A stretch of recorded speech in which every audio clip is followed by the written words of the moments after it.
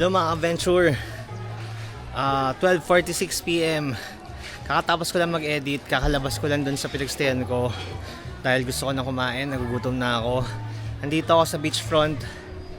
Ayun nga, may nakita naman akong okay kainan dito. Malapit lang sa White Beach Lodge. Okay naman yung price ng mga pagkain nila dito sa Venture. Ito yung price nila. Yan. I-post nyo na lang kung di nyo makita. Beachfront yan guys.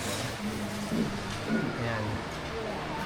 Kaya sa mga pupunta dito sa Puerto Galera, kung gusto yung makatipid, okay lang naman ang mga pagkain dito sa loob, sa beachfront. Hindi naman ganun ka-pricey. Meron din silang pang group. May mga solo orders din. Guys, ito yung pagkain nila. Ito yung order ko. Liempo. Mukhang masarap, no? 230 pesos lang yun, guys.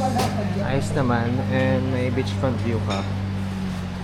Brunch ko na to, brunch. Nagpa-fasting ako, hindi ako nagbe-breakfast eh. Sarap lang, anis isa.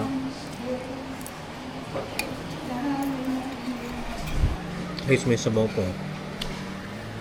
Grabe ang sarap, promise. Kaya only rice to? Isa pa nga po. Guys, only rice pala dito, grabe.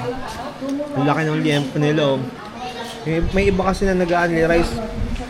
Alam mo yung katiting yung ulam, parang ayaw ka na mag-rice ulit.